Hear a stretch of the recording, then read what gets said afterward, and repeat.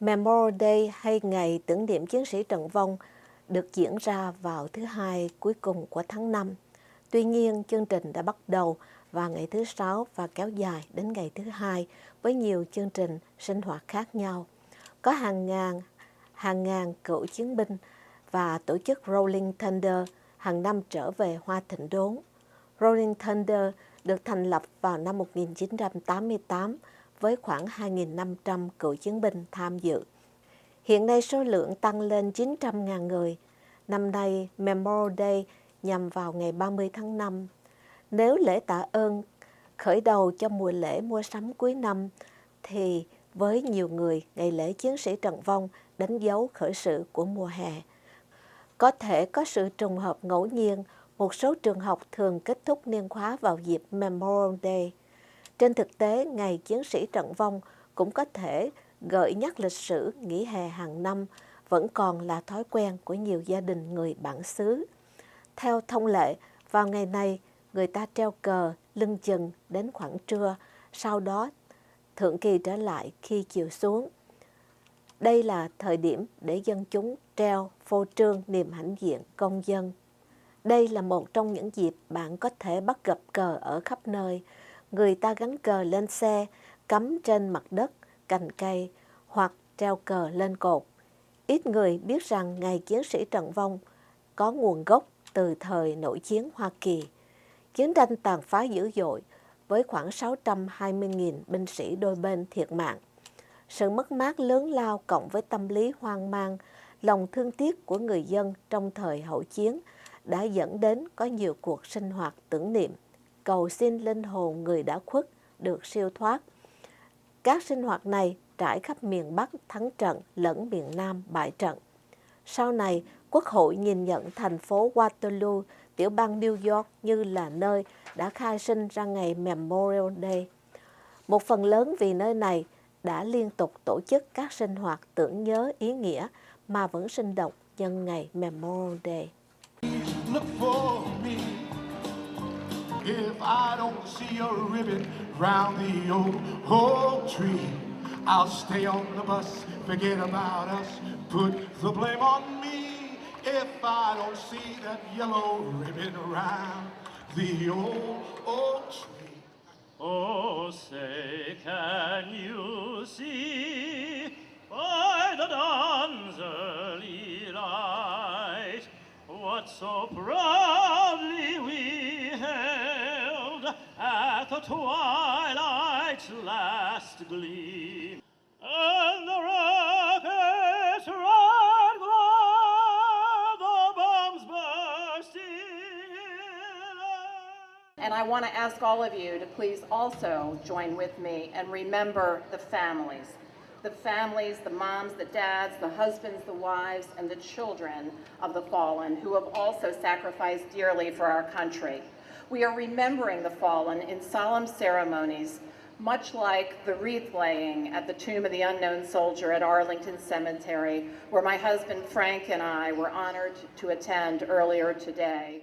God shed His grace on thee.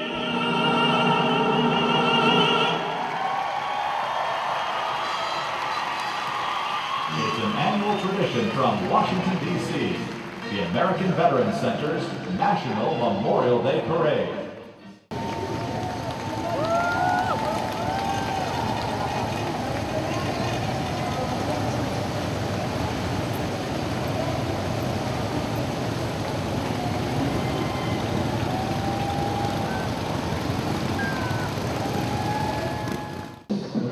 The spirit of Memorial Day, more than the sight of the Gold Star Service Club. Beginning in the First World War, families of the fallen hang the Gold Star flag in the window, signifying their awesome life.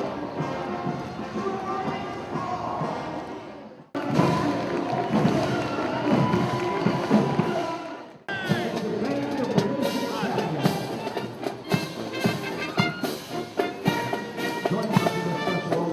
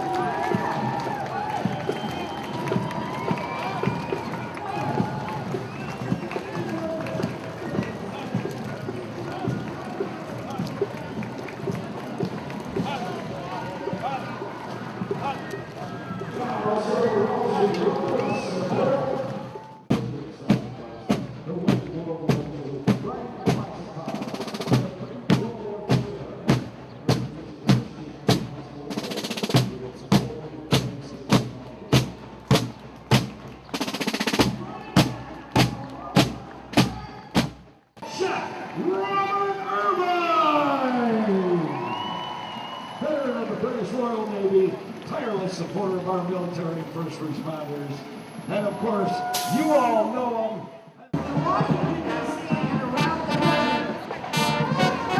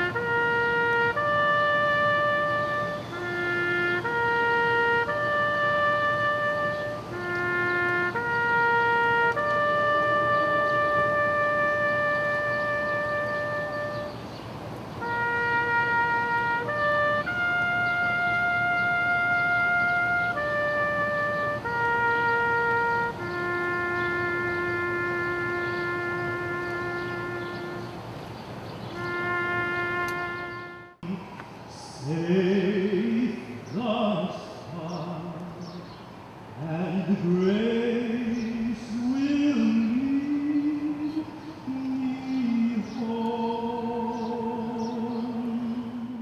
Blue Wave performs an original job shoots at Stars Strike Forever. They have received first place recognition in multiple parades and field shows. They've been to the Toyota Gator Bowl, the Alamo Bowl, Jack Sports Bowl. Great friends and supporters of our National Memorial Day Parade. U-Haul continues its support of our veterans and troops by showcasing the fine branches of our armed services on the side of the U-Haul trucks. Navy, Air Force, including 81 members of the legendary Tuskegee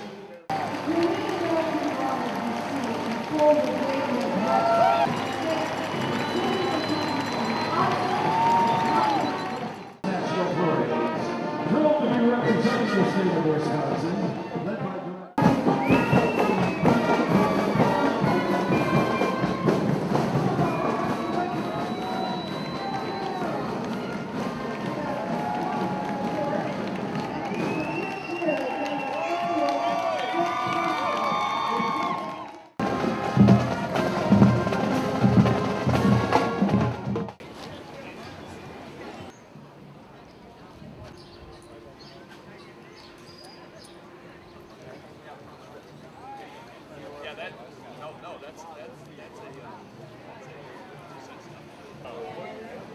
I feel on the computer you pull really good about it. I think it's good. It's great that we do that for our veterans and everybody that passed away.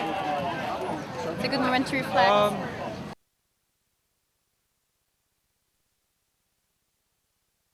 Yeah, I have great experience to be here to take part in this parade with the other nations who had been together in Kuwaiti Freedom War. Thank you very much. Good afternoon. My name is Commander Eric Lohman. I'm part of the Netherlands detachments for the Memorial Day Parade.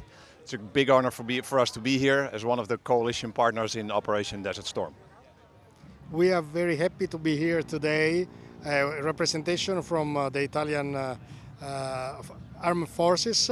We're here to honor this Memorial Day with all our friends from United States. So thank you for having us here. Thanks.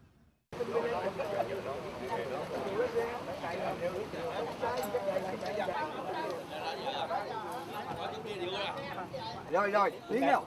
Đi, tôi sẽ đón ông đi luôn được. Nguyên đi. Ngồi xuống. Rồi, ok. Để mà lấy cái chiều rộng cho nó khác. Có máy nè. Có máy nè. Quá đẹp.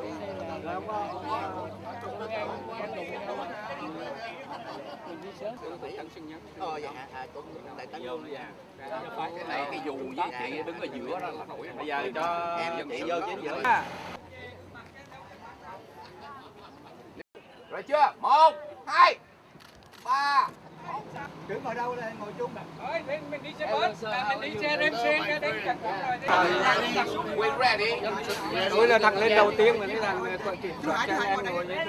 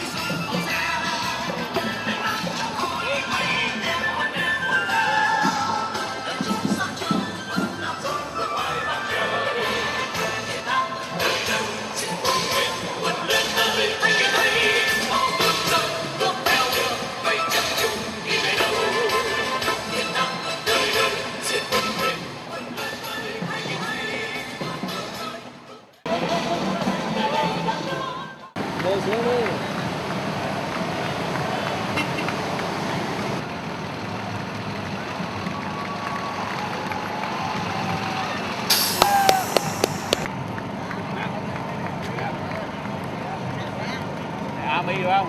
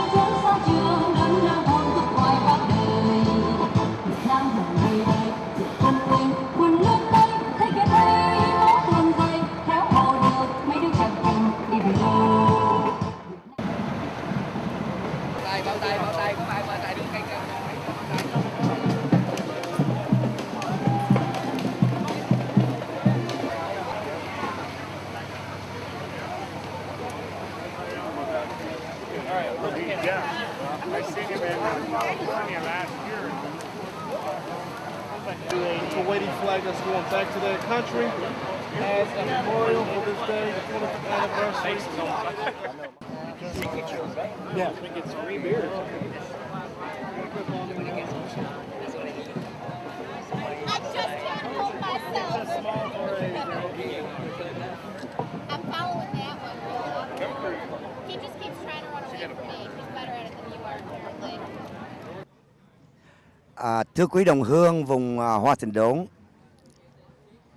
hàng năm vào lễ chiến sĩ trận vong của Hoa Kỳ gọi là Memorial Day, Liên hội cựu chiến sĩ thường chủ động một cuộc diễu hành tại vùng Hoa Thịnh Đốn để góp mặt với các cựu quân nhân Hoa Kỳ, tưởng niệm những cựu quân nhân Mỹ cũng như Việt Nam đã bỏ mình vì những chiến trận trong quá khứ. Năm nay là năm thứ 10 Liên hội cựu chiến sĩ vùng Hoa Thịnh Đốn và phụ cận tiếp tục cuộc diễu hành. Năm nay quý vị thấy là lực lượng cựu quân nhân Việt Nam Cộng Hòa rất đông, là bởi vì ban tổ chức họ chỉ cho phép chúng ta tham dự với 75 người. Tuy nhiên, dù thế nào đi nữa, Liên hội cựu chiến sĩ cương quyết tiếp tục giữ công tác này và nêu cao quốc kỳ cờ vàng 3 sọc đỏ để mà tiếp tục diễu hành trong những ngày lễ chiến sĩ trận vong của Hoa Kỳ.